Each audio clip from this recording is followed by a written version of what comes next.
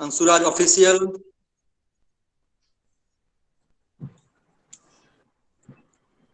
Suraj Kumar Mishra left.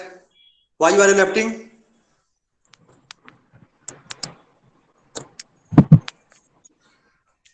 अंशुराज, Priyansuraj has joined.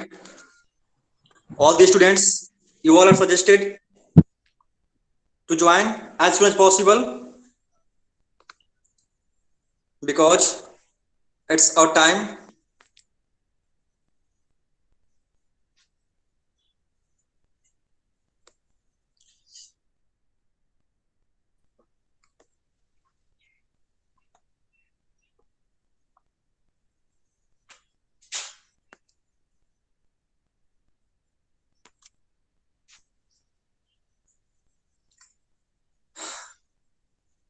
Sorry for late, all the students.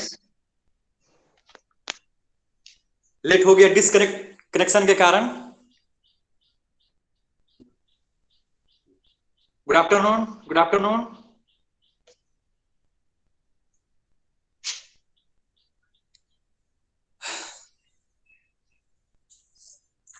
Dear students, as you know, what's our chapter and subject today? I know you know very well that we are going to read history chapter 2, that is the rise of socialism in Europe and the Russian Revolution. Okay friends, आज हम इस chapter पे focus करेंगे और देखेंगे कि socialism जो शब्द है, या पहले भी 8th क्लास में सुने होंगे, लेकिन यहां पे हमको एक्चुअली इसको डीप में पढ़ना है। जो शब्द सोशलिज्म है, the word socialism, the concept of socialism, what does the idea of socialism tell about. But हम सिर्फ सोशलिज्म पे निर्धारित नहीं रहेंगे। ये तो सोशलिज्म एक रिजल्ट था, एक डिमांड था, ये मांग थी हमारे थिंकर्स की, हमारे वहां के यूरोप के लोगों की रिवॉल्यूशन के बाद। तो सबसे पहले फ्रेंड्स, आपका जो चैप्टर का नाम है the rise of socialism in Europe and the Russian revolution. सबसे पहले फ्रेंड्स, हमको जानना है कि वहां का सोशल स्ट्रक्चर कैसा है। कोई भी चैप्टर पढ़ने से पहले, कोई भी चैप्टर स्टार्ट करने से पहले हम वहां के तमाम जो परिस्थिति है उसको जानने का प्रयास करते हैं। जो वहां पे सिचुएशन क्रिएट किया गया था, कंडीशन था, जो कंडीशन पॉलिटिकल, इकोनॉमिकल, ज्योग्राफिकल और सोशल जो वहां पे था, उसको जानने का प्रयास करेंगे। फिर हम देखेंगे कि वहां पे आखिर रिवॉल्यूशन हुए क्यों। आखिर हमने देखा था अमेरिकन रिवॉल्यूशन, अमेरिकन रिवॉल्यूशन हम देख लिए, the first revolution on a global level which happened in 18th century. But friends, we next see French Revolution, and later we see and going to see Russian Revolution. These three revolution has changed the world completely. Not this social structure, whole political structure, economical structure of the world. These three revolution, friends, मैं सबसे पहले इसका कुछ introduction बता रहा हूं आपको कि these three revolutions has changed the consciousness of the people and aware the people against the exploitation, whatever the types of exploitation. But friends, मैं आपको एक बात बताऊंगा कि जितने भी रिवॉल्यूशन हुए, उन सब रिवॉल्यूशन के पीछे कारण थे। और कारण अगर एक पॉइंट में आप जानना चाहेंगे तो वो कारण क्या थे, तो शोषण था। क्या था? शोषण। यानी शोषण हम कह सकते हैं शोषण का रूप हो सकता है सोशल एक्सप्लॉयटेशन, यानी सामाजिक शोषण, आर्थिक शोषण, राजनीतिक शोषण। सामाजिक शोषण का मतलब ये हो गया कि समाज में भेदभाव, डिस्क्रिमिनेशन। फ्रेंड्स, आर्थिक भेदभाव का मतलब यह हो गया कि जो पुअर हैं और जो रिच हैं उनमें जो डिफरेंसेस हैं वो क्यों हैं, उसका कारण क्या है। तो ये है आर्थिक कारण। फिर पॉलिटिकल कारण हम देखेंगे तो फ्रेंड्स ये जानेंगे कि जो राइट्स थे व्यक्ति के पास बिल्कुल नहीं थे, लोगों के पास बिल्कुल नहीं थे जो राइट्स थे। यानी राइट्स मतलब हम कह सकते हैं कि voting rights, civil liberty, liberty, freedom बिल्कुल नहीं थे। और उसको लेकर के लोगों ने क्या किया, अपना आवाज बुलंद किया और आवाज उठाया। और लोगों ने तब जाकर के देखा कि हम कहां जी रहे थे, कैसे जी रहे थे, बिना बिना अधिकार के, बिना राइट्स के। तो के कारण ही इसको लेकर के, इसके डिमांड को लेकर के जितने भी रिवॉल्यूशन अभी मैं आपको बताया, अमेरिकन रिवॉल्यूशन हो, चाहे फ्रेंच रिवॉल्यूशन हो या रशियन रिवॉल्यूशन हो, रशियन रिवॉल्यूशन का भी डिमांड वही था एक शब्द में, what, why the Russian revolution occurred, because friends this there were demand, there were there were a great demand of rights, equality, justice, social justice.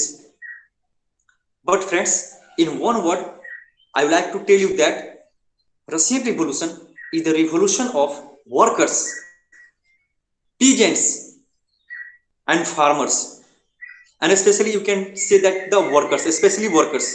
यह किसकी लड़ाई थी, किसका रिवोल्यूशन था, तो वर्कर्स का लड़ाई था ये। क्यों यह एक रिवॉल्यूशन का रूप ले लिया।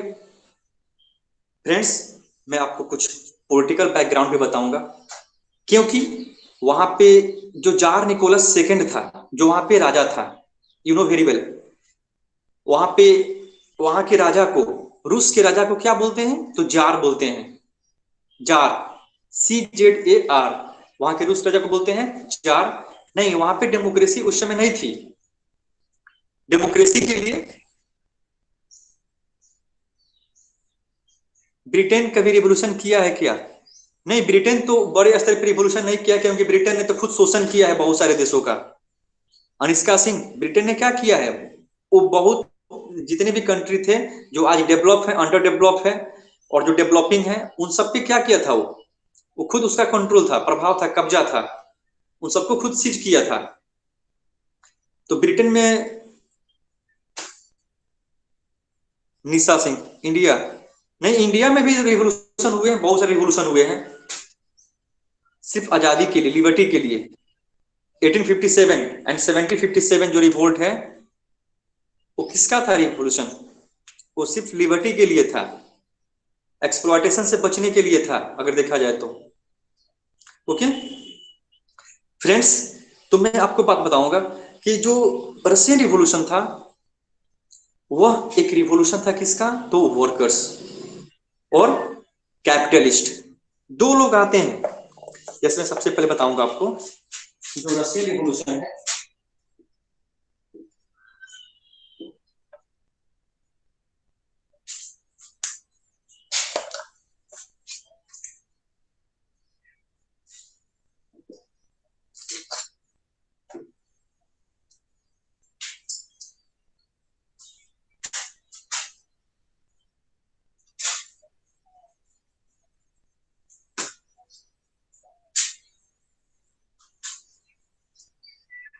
किसके बीच में, देखिए, तो रशियन सोसाइटी थी, सबसे ऊपर कौन था, तो कैपिटलिस्ट,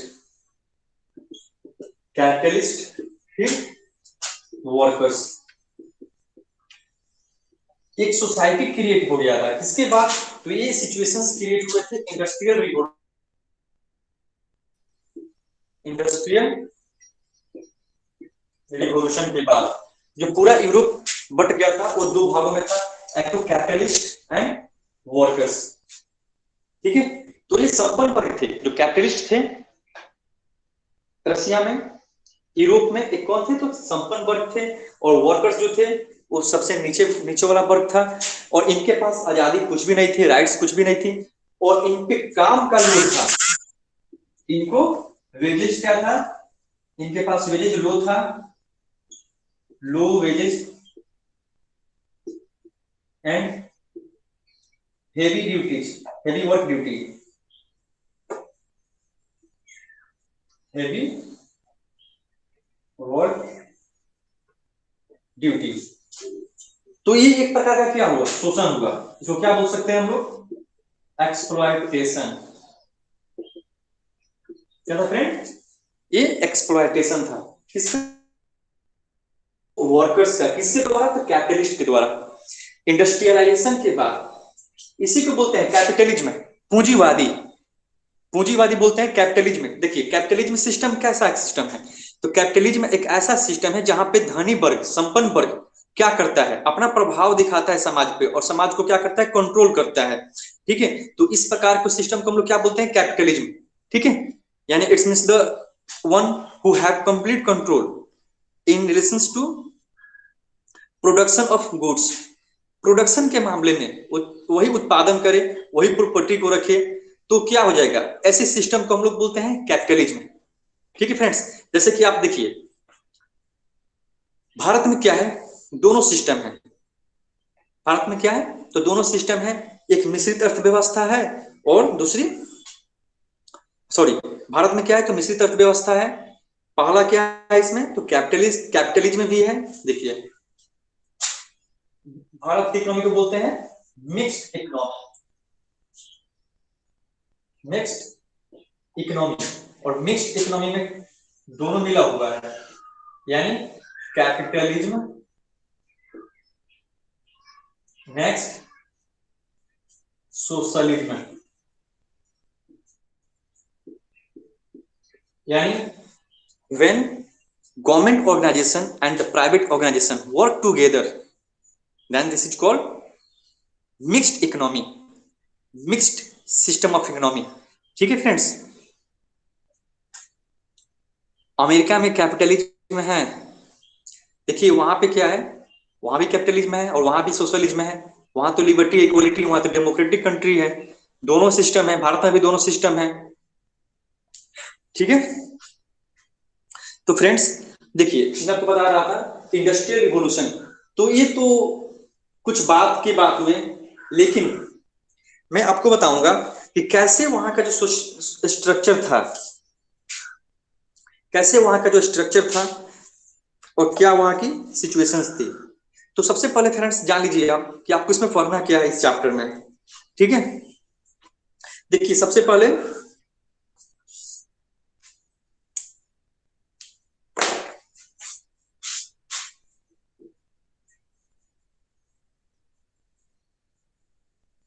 मैं आपको बताने जा रहा हूं कि what have to read in this chapter.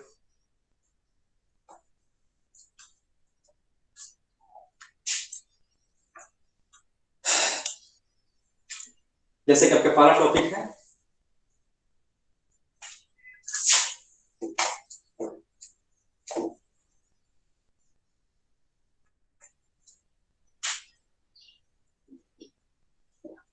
Social science,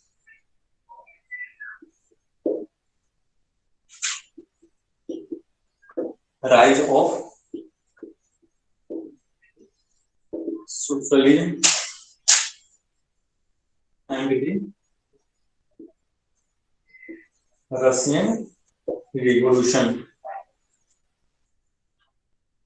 तो फ्रेंड्स ये तो आप जान गए कि रशियन रिवॉल्यूशन आपको कब हुआ था, ये 17 में। ठीक है, 1917 में। लेकिन इसके दो मुख्य रिवॉल्यूशन इसके साथ जुड़े हुए हैं, इसको बोलते हैं हम लोग, एक को फेब्रुअरी रिवॉल्यूशन, फेब्रुअरी रिवॉल्यूशन जानना है आपको, फिर अक्टूबर रिवॉल्यूशन। ओके, इसमें February revolution and October revolution. तो first of all friends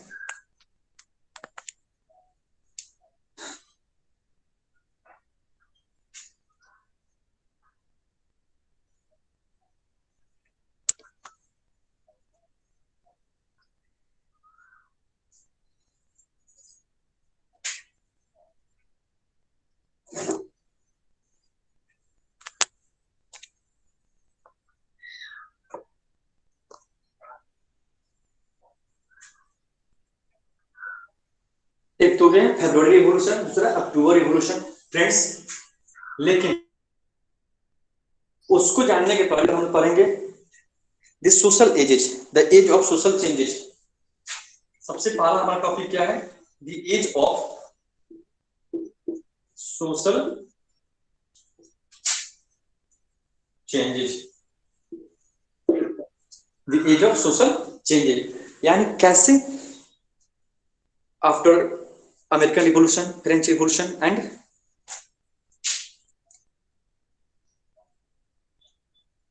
American revolution. देखिए वीडियो इज नॉट क्लियर।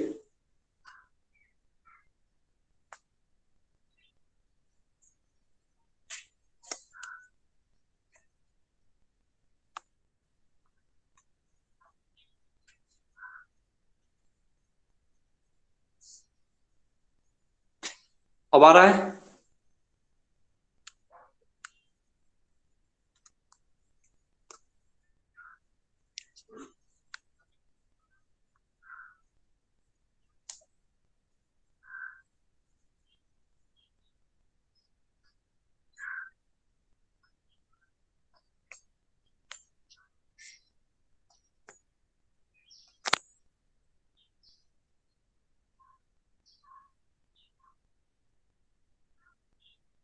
अब दिखाई दे रही है आप लोग को?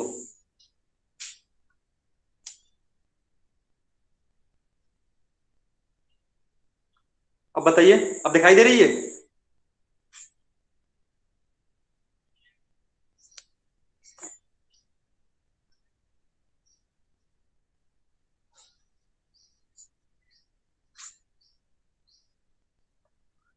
देखिए the age of social changes. तो फ्रेंड्स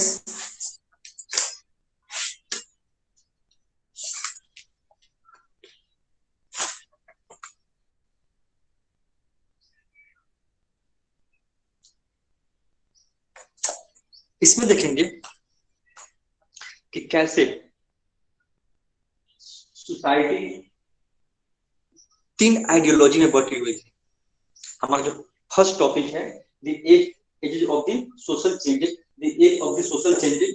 इसमें हम लोग तीन आइडियोलॉजी को पढ़ेंगे फ्रेंड्स, जिसको ये बहुत इंपॉर्टेंट आइडियोलॉजी है। ये आपको 10th में भी पढ़ना है, 9th में भी पढ़ना है, और इसको डीप में जानना भी है कि तीन आइडियोलॉजी कौन कौन थे, सोशल स्ट्रक्चर इसका कैसा था, सोशल व्यू कैसा था, उसके आइडियोलॉजी क्या क्या थे। ठीक है फ्रेंड्स, तो देखिए the age of social changes किन किन आधारों पे था,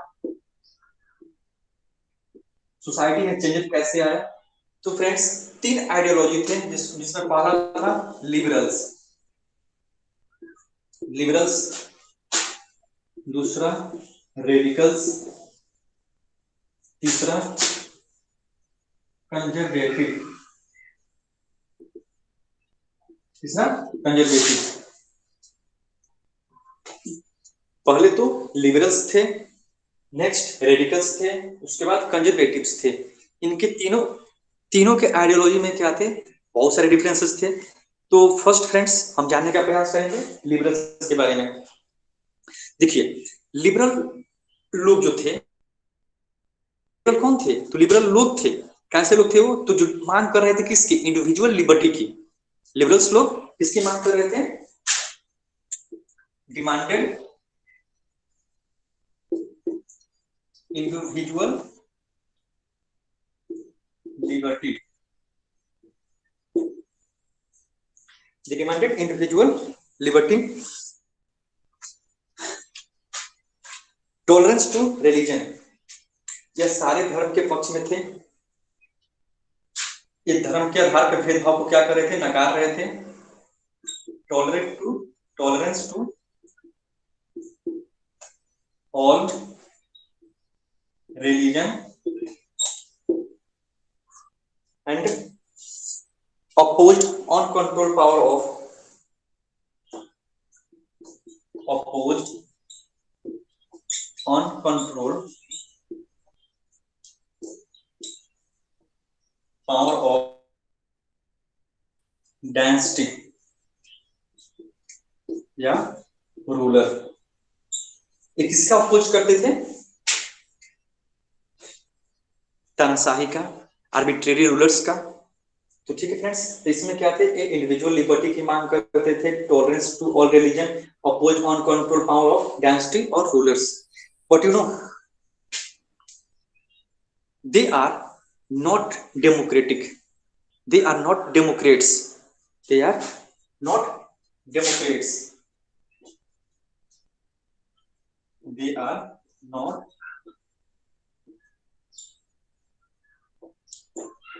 democrats। अब आपके दिमाग में क्वेश्चन आ रहा होगा कि लोग डेमोक्रेट्स क्यों नहीं थे जब इंडिविजुअल लिबर्टी की मांग कर रहे थे। तो फ्रेंड्स, ये डेमोक्रेट्स इसलिए नहीं थे क्योंकि यह वोटिंग राइट्स किसके पक्ष में चाहते थे, तो सिर्फ Anshika Singh, you have to just look on the board, आप बोर्ड पे ध्यान दो इस पे, और अपने क्लास पे अटेंटिव बनी रहो, बात नहीं करनी है आपको, आपको सिर्फ पूछना है सब्जेक्ट से रिलेटेड क्वेश्चंस, डाउट, ठीक है। तो जो आइडियोलॉजी थे लिबरल्स, ये तीन थे बता रहा हूं आपको, लिबरल्स थे, रेडिकल्स थे, कंजर्वेटिव। लेकिन लिबरल्स लोग की क्या मान थी, लिबरल लोग की क्या मान थी, आप देख रहे हैं, demanded individual liberty rights, they are not democrats, they were not democrats। why? क्यों डेमोक्रेट्स नहीं थे? इसलिए डेमोक्रेट्स नहीं थे क्योंकि वो चाहते थे कि सिर्फ राइट्स किसको मिले, वोटिंग राइट्स किसको मिले, तो सिर्फ वेल्दी पीपल को मिले, जो संपन्न हैं, ठीक है। तो यह हम कह सकते हैं कि इसलिए वो डेमोक्रेट्स नहीं थे, ठीक है फ्रेंड्स। अब नेक्स्ट देखते हैं रेडिकल्स। रेडिकल्स की क्या मांग थी? देखिए फ्रेंड्स, लिबरल्स मतलब हो गया उदारवाद, इसको हिंदी में क्या बोलते हैं, उदार, लिबरल्स उदार। रेडिकल्स लोग की क्या मांग थी? रेडिकल्स लोग चाहते थे कंप्लीट चेंज, रेडिकल्स लोग चाहते थे समाज में बिल्कुल कंप्लीट चेंज आ जाए, ठीक है। तो उसको लेकर के उन्होंने अपनी आइडियोलॉजी को दिया, ठीक है। इसका फर्स्ट आइडियोलॉजी क्या है, वो चाहते थे कि जो गवर्नमेंट हो वो किस आधार पे हो, तो मेजोरिटी के आधार पे, government based on majority of the population, क्या चाहते थे रेडिकल्स वाले। तो ऐसी सरकार चाहते थे जो किसके आधार पे हो, तो मेजोरिटी के आधार पे हो। मेजोरिटी का मतलब ये होता है कि सारे लोगों के सहमति से जो सरकार चले उसको बोलते हैं क्या, मेजोरिटी वाली सरकार, ठीक है। नेक्स्ट क्या चाहते थे, कंप्लीट चेंज, कंप्लीट चेंजेस,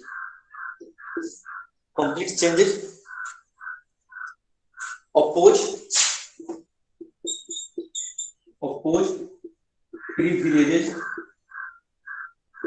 ये किसी प्रकार के प्रिविलेजेस के पक्ष में नहीं थे, वो उसका क्या करते थे, अपोज करते थे, यानी विशेष अधिकार का, यानी विशेष अधिकार का मतलब हो गया कि किसी एक व्यक्ति या एक वर्ग के हाथों में क्या हो जाए, विशेष अधिकार मिल गई, अधिक अधिकार मिल गए, यानी वही उसी के पास एक अधिकार रहे। तो ऐसे अधिकार के खिलाफ थे कौन, तो रेडिकल्स, ठीक है फ्रेंड्स। एंड यह एक सपोर्ट करते थे किसको, सपोर्टेड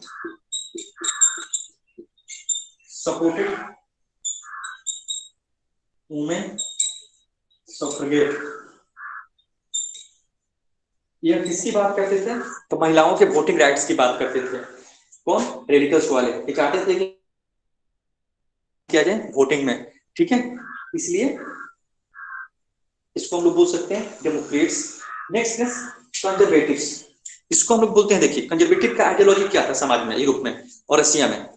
कंजर्वेटिव्स लोग चाहते थे, देखिए इसको हिंदी बोलते हैं संरक्षणवादी।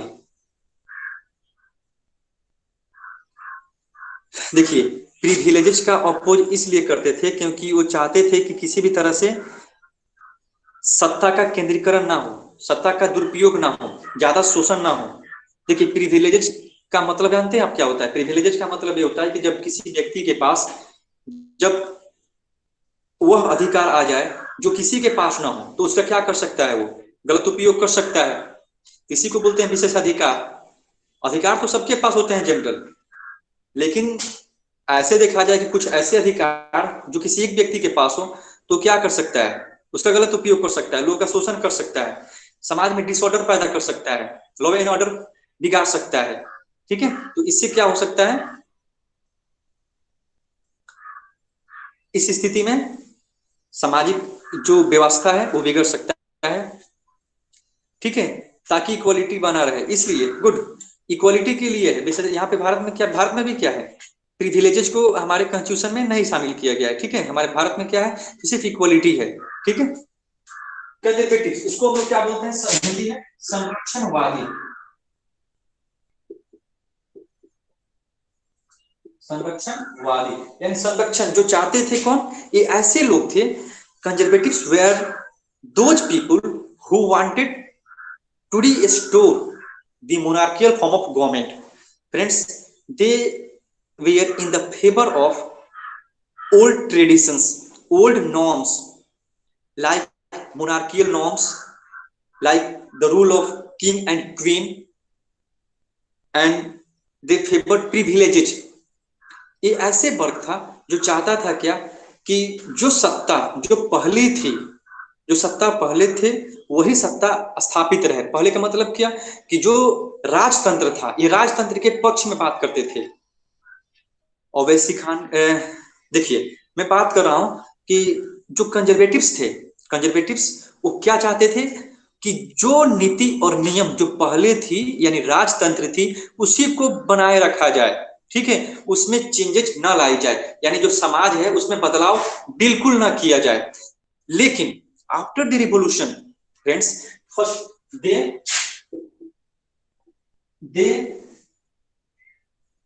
Earlier they resist, earlier they resist, पहले वो क्या किए, उसका विरोध किए। Earlier they resist changes, but letter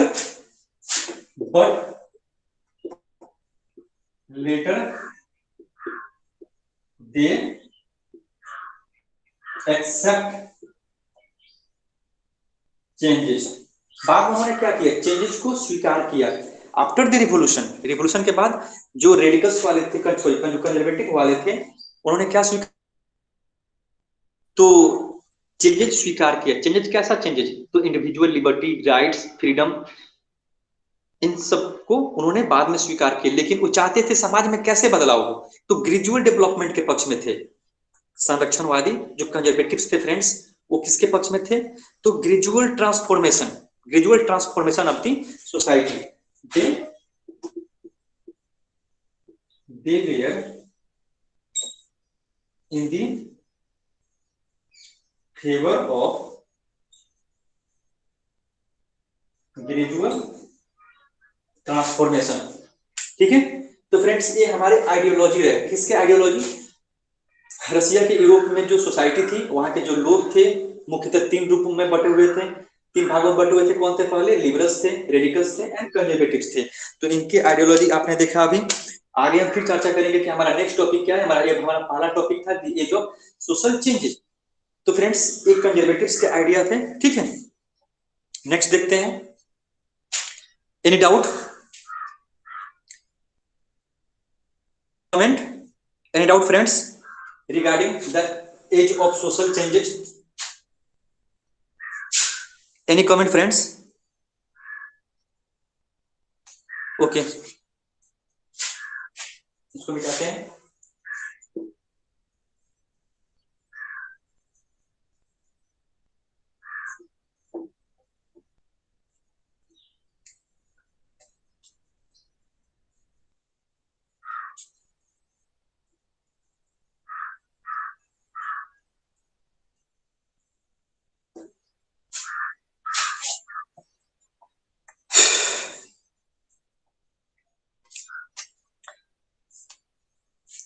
next देखते हैं फ्रेंड्स, सोशलिज्म इन यूरोप। जो हमारा नेक्स्ट टॉपिक है सोशलिज्म इन यूरोप।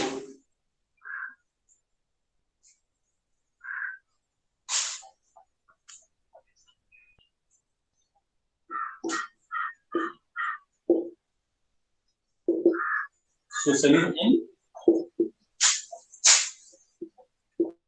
यूरोप।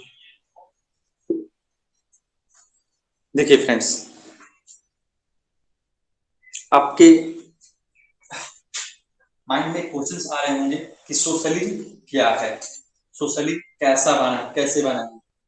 तो मैं इसको डायग्राम के द्वारा समझाने का प्रयास करूंगा फ्रेंड्स।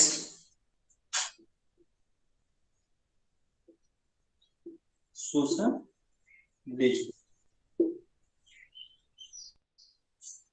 इसको बोलते हैं हम लोग हिंदी में समाजवाद।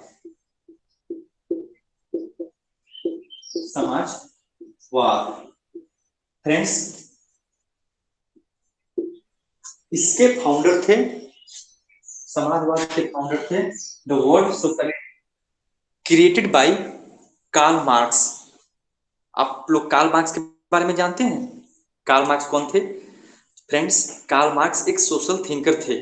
कौन थे? Social thinker. वो कहाँ के थे? जर्मनी के थे। बाद में वो कहाँ पे आ गए? इंग्लैंड में आ गए। लेकिन जर्मनी के सबसे बड़े क्या थे? वो सोशल थिंकर थे, ठीक है, सामाजिक चिंतक, जिन्होंने अपनी कलम की ताकत से, जिन्होंने अपनी भावनाओं की ताकत से, जिन्होंने अपने लेखन शैली से पूरे समाज को प्रभावित किया, पूरे समाज को जगा दिया, यानी लोगों के दिल में एक अलग से क्रांति की भावनाएं को ला दिया। वो कौन थे? तो कार्ल मार्क्स थे। कार्ल मार्क्स जैसे और भी सारे लोग थे, जैसे मैकाइवेली था, दांते थे।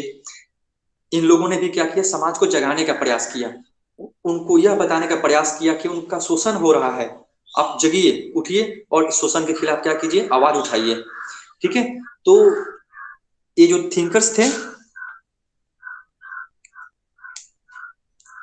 ये जो थिंकर्स थे फ्रेंड्स, लोगों के जगाने का, यानी जो लोगों के जो कॉन्शियस अनकॉन्शियस पीपुल को क्या किए? कॉन्शियस बनाने का काम किए फ्रेंड्स, ठीक है। तो थिंकर्स का बहुत बड़ा रोल है समाज को चेंज करने में। रिवॉल्यूशन जो होता है, आप जानते हैं कि किसी एक व्यक्ति के द्वारा स्टार्ट किया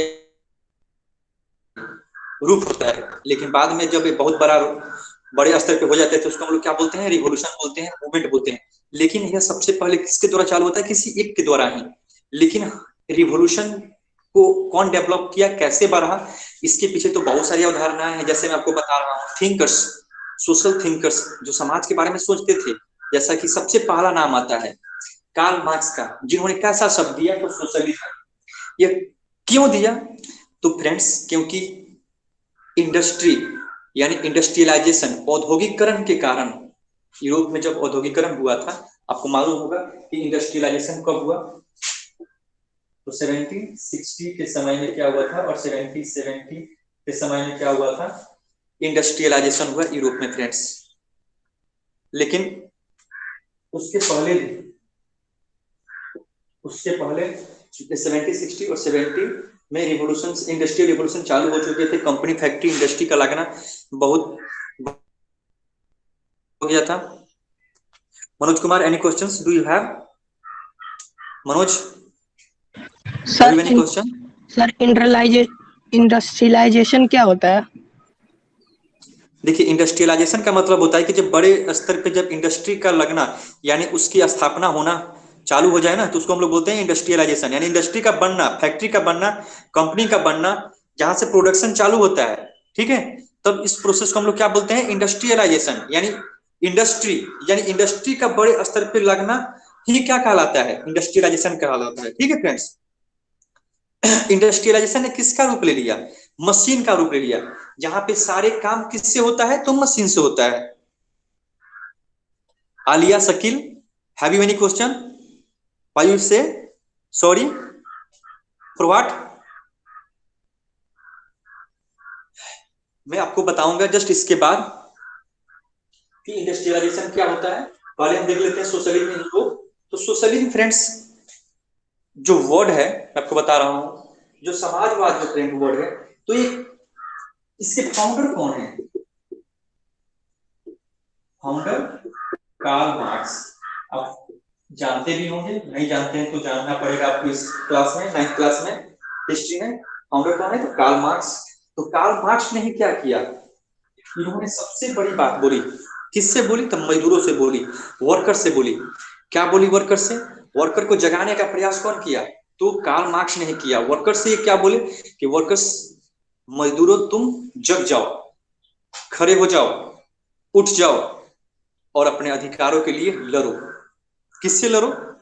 तो कैपिटलिस्ट से लड़ो, इंडस्ट्रियलिस्ट से लड़ो, बड़े बड़े उद्योगपतियों से लड़ो और अपना हक मानो। जितने भी अपने हक है उसके लिए लड़ो, अधिकार मांगो उनसे। और इन सब बातों का आवाज कौन उठाया? तो कार्ल मार्क्स। ये चाहते थे कि मजदूर एकता बनी रहे, मजदूर यूनियन एक हो और समाज में क्या है? तो समानता है। तो सोशलिज्म फ्रेंड्स किस पे आधारित है? मैं आपको बता रहा हूं, इक्वालिटी पे। इसका सबसे बड़ा फैक्टर्स क्या है? तो सोशलिज्म किसकी बात करता है? तो समाज में सबकी एकता की बात करता है। ठीक है, किस चीज को स्थापित करने की बात करता है? Socialism only, first of all you listen to me, talks about to establish equality in society in terms of goods production, in terms of rights, in terms of property। चाहे वो किसी भी आधार पे हो, वो चाहते थे क्या? सोशलिस्ट क्या चाहते थे? कि समाज में एकता बनी रहे, समानता बनी रहे, भाईचारा बनी रहे और कोई भी किसी प्रकार का भेदभाव न हो। ये किसकी बात कर रहे थे? No discrimination. ये चाहते थे किसी तरह से कोई भेदभाव ना हो, नो डिस्क्रिमिनेशन। एक पक्ष में थे इक्वल वेजेज, समान काम का समान मजदूरी। जब कोई व्यक्ति काम करता है तो उसको समान मजदूरी मिलनी चाहिए, चाहे वो औरत हो या पुरुष हो। यानी दोनों को बराबर हक के लिए इन्होंने क्या किया? तो एक चीज की बात थी, तो इक्वालिटी थी। और ये सोशल जस्टिस की बात करते थे, social justice. Social justice, economical justice, economical justice. Friends आपको तो ये लग रहा होगा कि सोशलिज्म जो है ना समाज, ये सोशल वर्ड है, लेकिन ये सोशल वर्ड नहीं है। देखिए ये कैसा वर्ड है? तो इकोनॉमिकल वर्ड है, ये आर्थिक शब्द है, आर्थिक कंसेप्ट है। ये क्या है? इकोनॉमिकल वर्ड है। ठीक है, इकोनॉमिकल वर्ड है। कैसे? तो मैं बता रहा हूं फ्रेंड्स, एक अपोज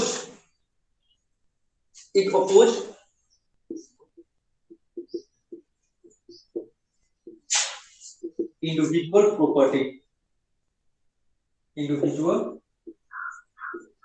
प्रॉपर्टी, व्यक्तिगत प्रॉपर्टी का भी क्या कर रहे थे? विरोध कर रहे थे। बता रहा था सोशलिज्म, जो सोशलिज्म है वह बात करता है समाज में किसका? तो सबके अधिकार का। सरकार जो है ना राज के लिए हो। ठीक है, यानी यानी सबके बीच में क्या हो? समानता स्थापित हो, चाहे वो उत्पादन के आधार पे हो, संसाधन के आधार पे हो या किसी भी राइट्स के आधार पे हो। तो ये कौन थे? तो सोशलिज्म। ठीक है फ्रेंड्स, तो ये भारत में हमारा सिस्टम कैसा है? तो हम लोग बोलते हैं ना कि भारत का सिस्टम मिक्स्ड इकोनॉमी है। हमारा इकोनॉमी कैसा है? तो ना ही सोशलिज्म है ना ही कैपिटलिज्म है, दोनों का मिला हुआ भाग है, जिसको हम लोग बोलते हैं मिक्स्ड इकोनॉमी। ठीक है, इसको इकोनॉमिक्स में चर्चा करेंगे इसके बारे में। ठीक है friends, Suraj Kumar Mishra, 10 minute left. I know very well friends, but you have a lot of topic. आपको सारे क्वेश्चन आंसर भी करना है, ऐसे ही आपको लाइन बाय लाइन पढ़ना है, टॉपिक के अनुसार नोट्स बना के पढ़ना है। आप ध्यान दीजिए, आपको नोट्स बनाने हैं, सिनॉप्सिस बनाने हैं, क्वेश्चन आंसर करने हैं। आप बुक को पढ़ते जाइए और उसका नोट्स बनाते जाइए और बार बार पढ़िए एनसीईआरटी को। एनसीईआरटी जितनी बार पढ़िएगा उतनी बार आपको नॉलेज मिलेगा, उतनी बार आप कुछ अच्छे सीखिएगा। बार बार एनसीईआरटी पढ़ने का फायदा यह है कि जब भी आप पढ़ते हैं तो कुछ नया कंसेप्ट आपको मिल जाता है। ठीक है फ्रेंड्स, और उसका डायग्राम बना करके पढ़िए। जैसे कि डायग्राम मैंने बनाया सोशलिज्म का, तो ऐसे डायग्राम बनाइए। ठीक है, और उसको जानने का प्रयास कीजिए। सारे वर्ड्स, जितने भी वर्ड्स हैं हिस्ट्री में, उनको जानने का प्रयास कीजिए फ्रेंड्स। ठीक है, इसको मिटाता हूं।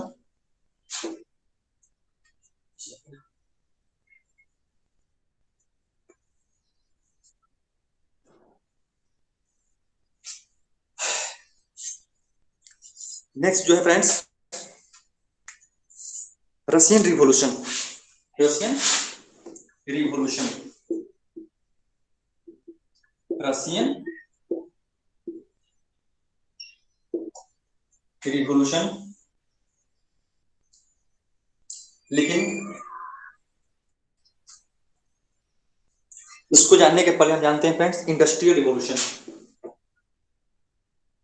हमारा कंसेप्ट है इंडस्ट्रियल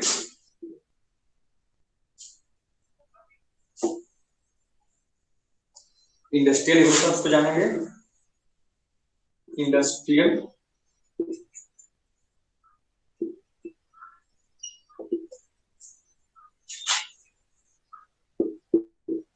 देखिए फ्रेंड्स, आपने 8th क्लास में पढ़ा होगा इंडस्ट्रियल रिवॉल्यूशन के बारे में, पढ़े हैं ना आप लोग इंडस्ट्रियल रिवॉल्यूशन? तो उसमें आपने बहुत कुछ जाना होगा कि इंडस्ट्रियल रिवॉल्यूशन क्या है, लेकिन कंसेप्ट उसके कुछ छोटे मोटे कंसेप्ट होंगे। ठीक है, सूरज कुमार मिश्रा, अनिष्का सिंह, अंशिका सिंह, आपने पढ़ा होगा कि इंडस्ट्रियल रिवॉल्यूशन क्या है। तो फ्रेंड्स मैं आपको अभी डायग्राम के रूप में समझाने का प्रयास करूंगा कि इंडस्ट्रियल रिवॉल्यूशन क्या है और इंडस्ट्रियल रिवॉल्यूशन शुरू कहां से हुआ। तो सबसे पहले मैं आपको बताऊंगा फ्रेंड्स कि इंडस्ट्रियल रिवॉल्यूशन जो है ना, ये चालू कहां से हुआ? इंग्लैंड में। कहां चालू हुआ? तो ये इंग्लैंड से चालू हुआ। इंग्लैंड कहां है? तो यूरोप में है। यूरोप क्या है? तो कॉन्टिनेंट है फ्रेंड्स। और यूरोप से, इंग्लैंड से ये स्टार्ट होता है। Industrial revolution started in England, in England to it reached whole Europe and whole Europe to Asia and then Asia to whole friends. But industrial revolution is the revolution of machine,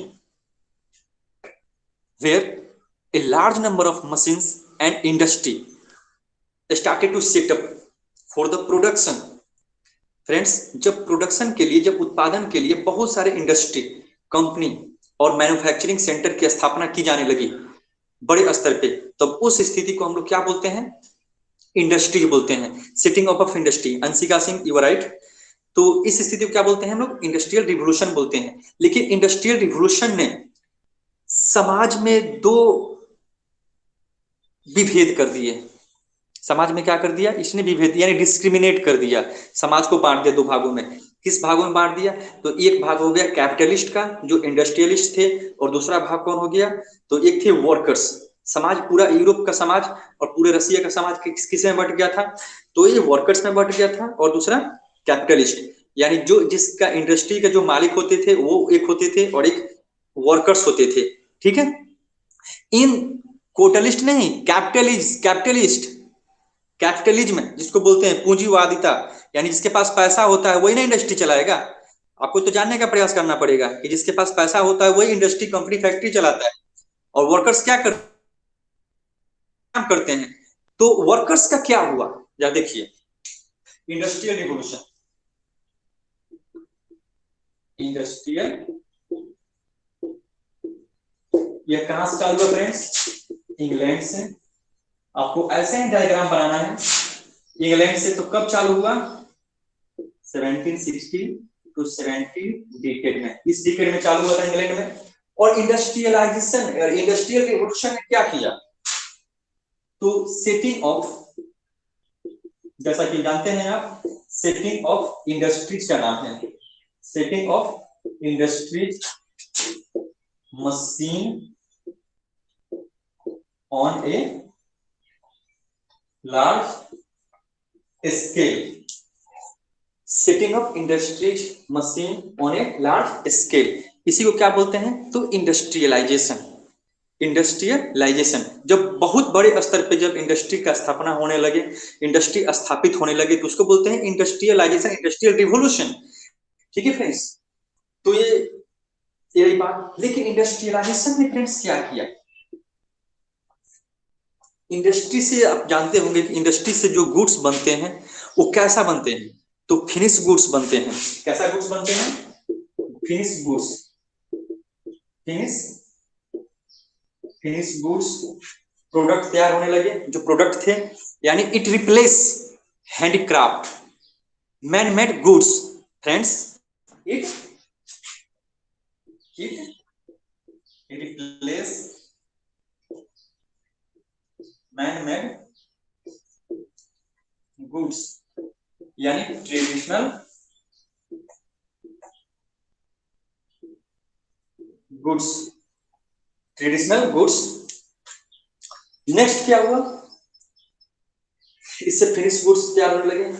people started to like machine made goods, industrial goods, and they started to dislike handmade good, जो हाथों से बना होता था।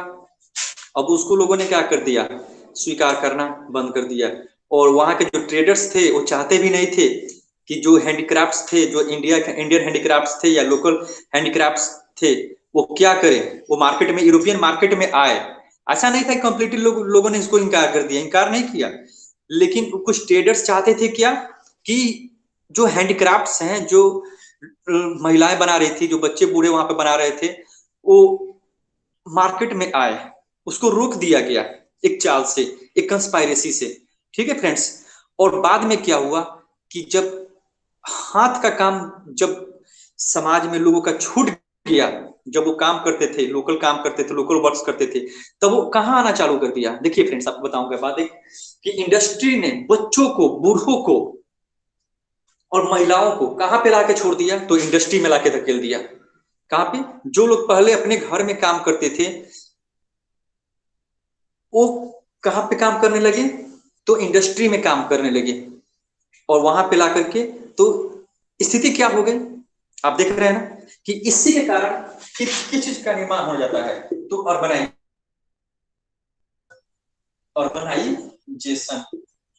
Urbanisation मतलब होता है when village change into town, then this process is called urbanisation.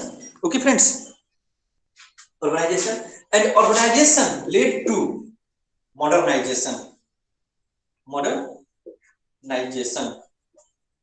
यानी जिसको बोलते हैं आधुनिकवाद, आधुनिकता, जिसको बोलते हैं आधुनिकता। आधुनिकता मतलब क्या, जब आधुनिक सोच हो जाए, जब आधुनिक हर चीज यानी मॉडर्न हो जाए, यानी अपडेट हो जाए, समय के अनुसार बदल जाए। जैसे सारे जो प्रोडक्ट्स थे, जो गुड्स थे, अब हैंडमेड के बदले क्या होने लगे, मशीन मेड होने लगे। ओके, पॉपुलेशन भी बढ़ गया, शहर की आबादी भी बढ़ जाती है, जहां पे लोग ज्यादा कंसंट्रेट करेंगे वहां पे क्या होगी, उसकी आबादी बढ़ जाएगी। तो सिंपल सी बात है, ये तो आपको जानना ही है। लेकिन फ्रेंड्स, इसके कुछ मेरिट भी थे, इसके डिमेरिट भी थे इंडस्ट्रियल रिवोल्यूशन के। कैसे, तो इंडस्ट्रियल रिवोल्यूशन ने क्या किया, स्किल्ड लोगों को ही रोजगार दिया, और अनस्किल्ड लोगों को क्या कर दिया, उनको रोजगार नहीं मिलते थे। बहुत जिनका लिंक होता था शहर में, उन्हीं को रोजगार मिल पाता था। शहरों में रोड के किनारे, पुल के नीचे खड़े रहते थे लंबे लंबे समय तक नौकरी पाने के लिए इंडस्ट्री में, कंपनी, फैक्ट्री में। और वो ये भी खोजते थे कि कौन उनके रिश्तेदार या उनके कोई गांव का हो तो उनको नौकरी लगा दे उस कंपनी, इंडस्ट्री, फैक्ट्री में। ठीक है, तो इसके कुछ आप डिमेरिट्स एंड मेरिट्स भी आप देख लीजिएगा आप लोग। नेक्स्ट हम लोग चर्चा करते हैं फ्रेंड्स, जो हमारा नेक्स्ट पॉइंट है वो है रशियन रिवोल्यूशन। ठीक है, इसको मिटाते हैं। कोई डाउट इसमें बताइए आप लोग, इसमें तो बहुत सारे भी कंसेप्ट है जो छूट रहा है। ठीक है, लेकिन आपको खुद से करने हैं। ठीक है, एनी डाउट, एनी प्रॉब्लम, बोलिए।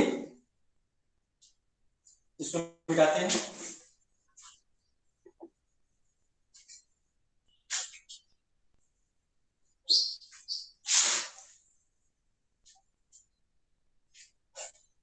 अब देखिए,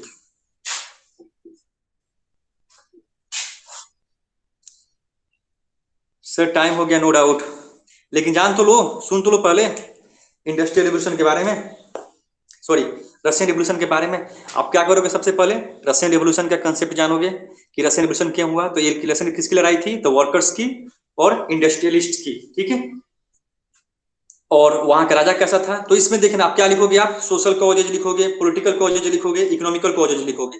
what were the reasons of the Russian revolution, तो आप रशियन रिवोल्यूशन में कॉजेज क्या लिखोगे, सोशल, इकोनॉमिकल, पॉलिटिकल। ठीक है, इन सब कारणों को लिख करके आप उसका एक्सप्लेनेशन लिखोगे। ठीक है, और दो चीज जरूर लिखना, कलेक्टिवाइजेशन भी है, कलेक्टिवाइजेशन भी है, और एक स्टालिनिज्म भी है। ये दो चीज आप लोग पढ़ लेना। और result of and consequences of the Russian revolution, ये आपको लिखना है, आपको नोट करना है। ठीक है, मनोज कुमार सर, आप नोट्स भेजिएगा क्या? हाँ, नोट्स भेज देंगे आप लोग के लिए, नोट्स तैयार कर दिया हूँ, ठीक है। नोट्स आप लोगों के लिए भेज दूंगा, लेकिन आप लोग खुद से भी नोट्स बनाने का प्रयास कीजिए, ठीक है।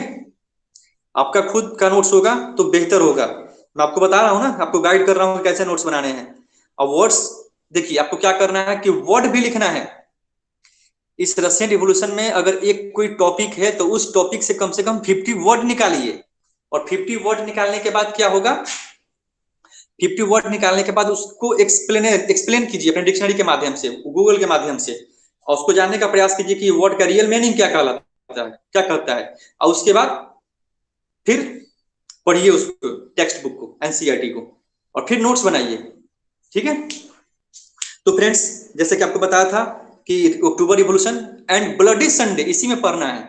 ब्लडी संडे को भी आप लोग जान लीजिएगा कि ब्लडी संडे क्या है। और जार निकोलस सेकंड के बारे में आपको लिखना है, जार निकोलस सेकंड का कैरेक्टर, उसके बारे में, ठीक है। कम से कम 100 वर्ड्स में। ओके फ्रेंड्स, मैं आपको बताऊंगा, कुछ असाइनमेंट्स भी दूंगा आपको, ठीक है। Okay, bye. Okay, bye friends.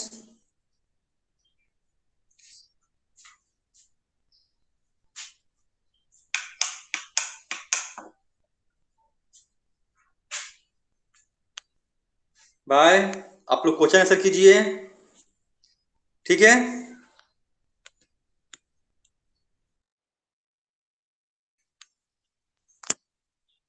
Question answer में लगे रहिए आप लोग।